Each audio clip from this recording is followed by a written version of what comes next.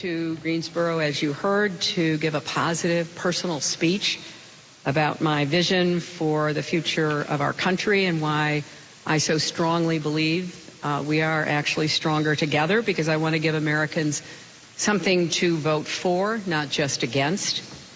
With all the noise and distraction, it's important to focus on what really matters and the real choice in this election. This is about the kind of country we want to be. Make the economy work for everybody and not just those at the top. Whether we will bring people together or pit Americans against each other. Whether we'll work with our allies to keep us safe or put a loose cannon in charge who would risk everything. I'm going to close my campaign focused on opportunities for kids and fairness for families. It's been the cause of my life. It will be the passion of my presidency. We're offering ideas, not insults. Plans that will make a real difference in people's lives, not prejudice and paranoia. And as you know, my opponent is running a very different kind of campaign. His latest target is a pastor in Flint, Michigan, who respectfully asked him not to use her pulpit for political attacks. He called her a nervous mess. That's not only insulting, it's dead wrong. Reverend Faith Green Timmons is not a nervous mess. She's a rock for her community in trying times. She deserves better than that. And Flint deserves better. In fact, so does America. So I'm going to keep working as hard as I can to lift up our country, not tear it apart. I honestly believe there is so much more that unites us than divides us. And I believe with all my heart the American dream is big enough for everyone to share in its promise. So I'm determined to be a president for Democrats, Republicans, and independents, for all Americans, to really roll up our sleeves, solve our problems, and make positive differences in people's lives. So with that, I'd be happy to answer your questions. Hey, Celia. When you were home reflecting over these last 3 days, I wonder if you did any research about these new poll numbers that show that the rate is tightening, especially in some swing states. Is there anything you should be doing differently right now? Celia, I've always said that this was going to be a tight race. I've said it from the very beginning. Whether I was up, down, it didn't matter. I think those are the kinds of presidential elections that we have in America at this point in our history. I'm very proud of the campaign that we have put together. I feel like we are in a strong position going into these last weeks. What matters is who registers to vote and who is motivated and mobilized to turn out to vote. And I'm going to keep doing everything I can to deliver my message about what's at stake in this election. And my campaign is going to continue to work hard every day to turn out every voter we possibly can. And that's our goal and that's our strategy. Secretary Clinton. The agreement that John Kerry and Sergei Lavrov negotiated to reduce Syrian violence is less than a week old, and reports out of Aleppo today already indicate that humanitarian assistance is having trouble reaching the city. I was wondering if you think the agreement can hold, and if not, what should the next steps of the United States be? This has been such a terrible conflict, and the humanitarian cost is incalculable. I really applaud Secretary Kerry's persistent efforts to try to reach some kind of an agreement with the Russians in order to create a period of cessation of hostilities, in order to get humanitarian assistance into Aleppo and other places within Syria.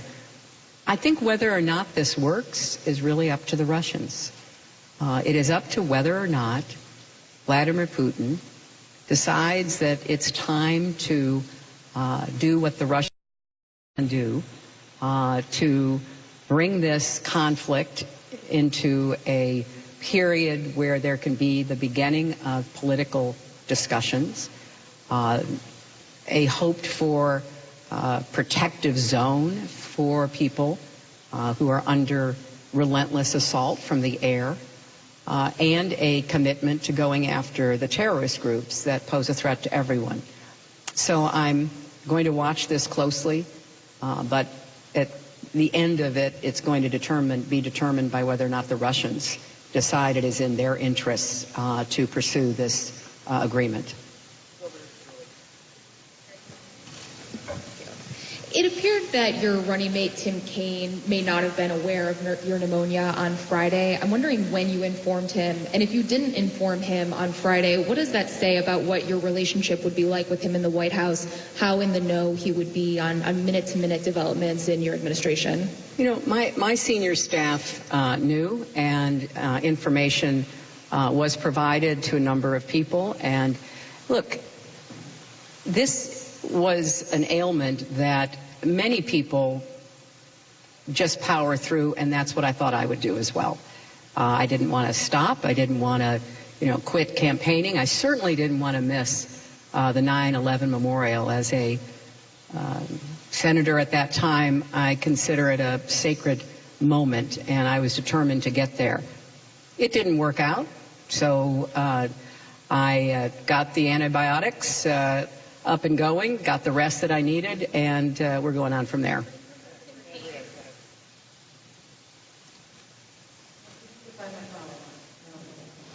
In terms of Tim Kaine, could you expand on how often you talk, see your relationship, and whether he would be a...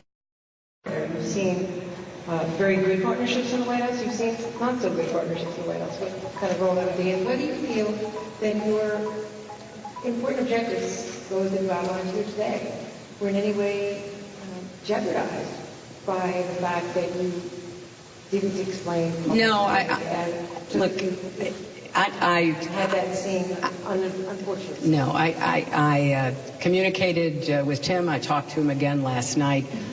He has been a great partner, and he's going to be a great vice president. Secretary. We communicated. We've communicated, but I am, not going to go into our personal conversations, and I feel very comfortable and confident about our relationship, and I really look forward to working with him closely.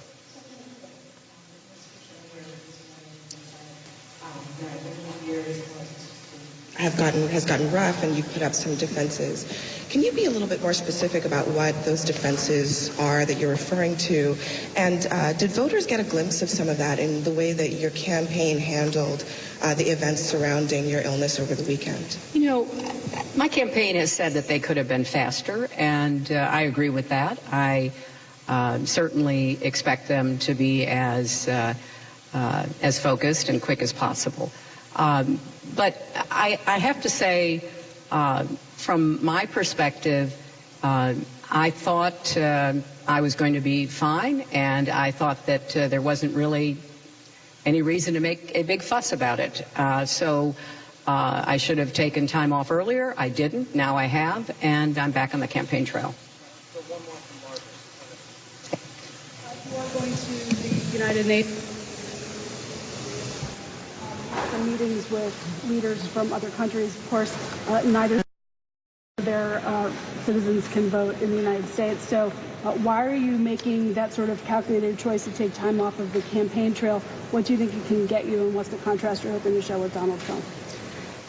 Well, I think it's important to be constantly reaching out, listening to, learning from leaders, and I was pleased to be able to find the time to meet with several of them, which I intend to do, to hear firsthand their perspective about what they see happening in the world today, to answer their questions from what I think is happening, whether it's in Syria or anywhere else.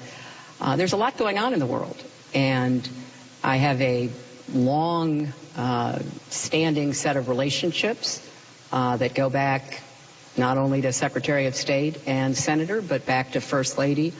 And I think it's important to tend to those relationships. And I won't be able to have as many meetings because of the press of the campaign as I have had in prior years. But I'm looking forward to the ones that we are scheduling. Thank you all very much.